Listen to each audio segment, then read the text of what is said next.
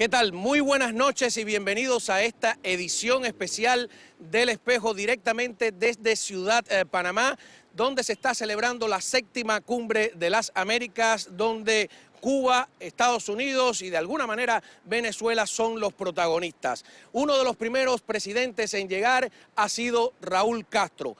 De esta manera, la llegada del presidente Barack Obama ha estado precedida por una serie de declaraciones que hizo en Jamaica en las que se refiere específicamente al tema de Cuba. Se refiere más específicamente todavía al tema de que ya el Departamento de Estado ha puesto sobre su mesa de la presidencia la recomendación de sacar al gobierno de Cuba de la lista de naciones que apoyan el terrorismo, y que él está esperando que un grupo de especialistas pues la analice, parece toda una formalidad, para ya darle un curso definitivo. Vamos a escuchar lo que dijo el presidente Barack Obama.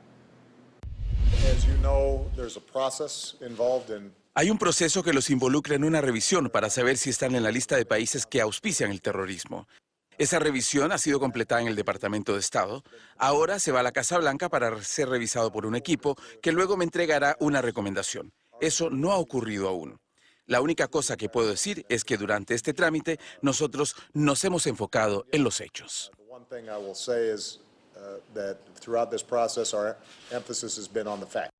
Muy bien, y para continuar con esta cobertura especial del Espejo directamente desde la Cumbre de las Américas en Ciudad Panamá y hablar de todas estas implicaciones políticas, hemos tenido la oportunidad de conversar con alguien que tiene mucha experiencia en Washington y a la que abordamos de alguna manera con una pregunta que muchos de ustedes tal vez están haciendo en su casa.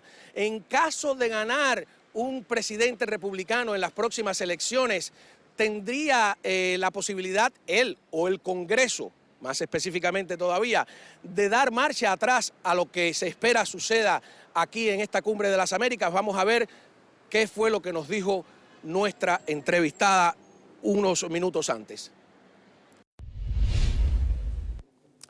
Ana, con tu experiencia, ¿no?, de casi 20 años en el Congreso Federal, ¿existe alguna posibilidad de que el Congreso le dé marcha atrás a este hecho de que han sacado a Cuba de la lista de países que apoya el terrorismo?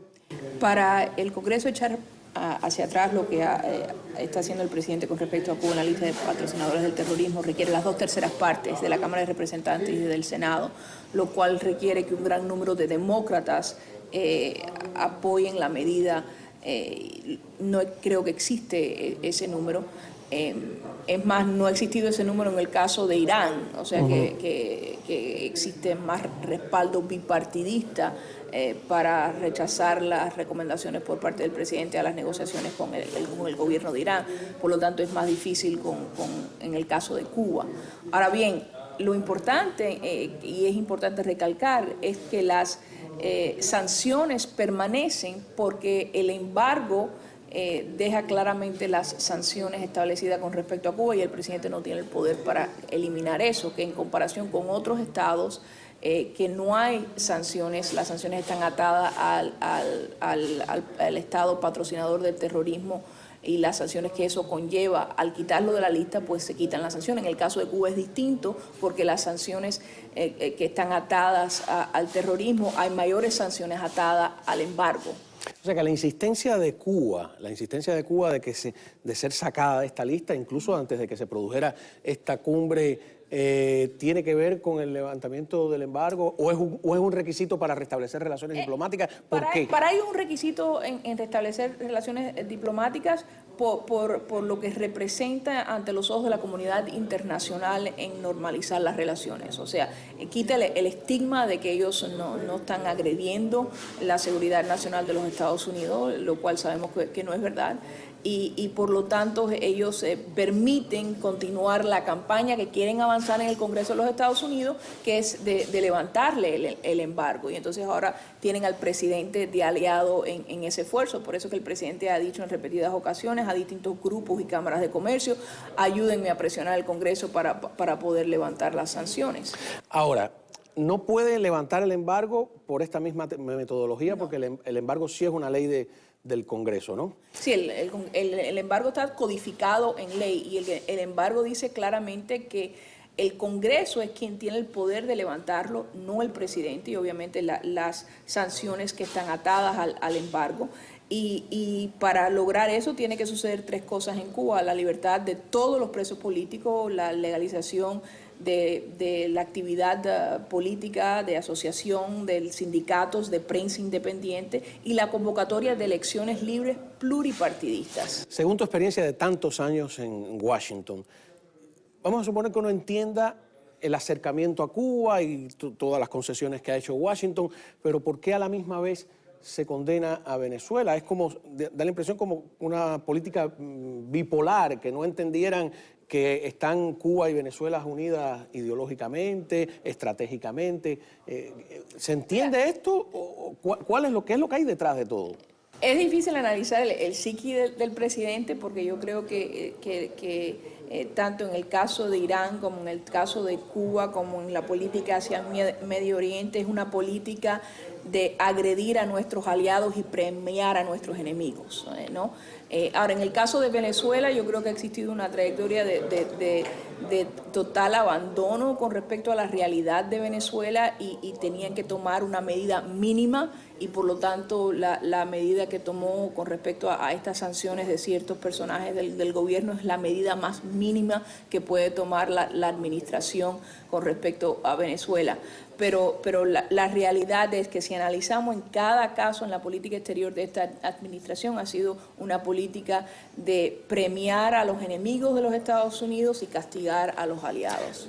¿Cuánto peso tiene el tema de Cuba a nivel nacional en la política doméstica? Y mi pregunta es, ¿va a tener consecuencias electorales, digamos, o no tiene suficiente peso el tema de Cuba? Todo depende en cómo se proyecta el mensaje. Cuando hacen encuestas al ciudadano promedio que vota, creen que se deben normalizar relaciones, pues lo lógico es decir que sí. Pero si tú le preguntas en otras encuestas, ¿creen que se debe de levantar las sanciones o quitar a Cuba de la lista, ya que Cuba continúa albergando a prófugos de la justicia, ¿no? Y lo de los barcos. O el barco de armamentos a Corea del Norte hace 18 meses, o el caso de Colombia. El barco de Colombia. Entonces, con armas cuando chinas. les das esa información al pueblo americano, tantos republicanos como independientes como demócratas, es un cambio de 20 puntos diciendo, no, yo no quiero que eso suceda.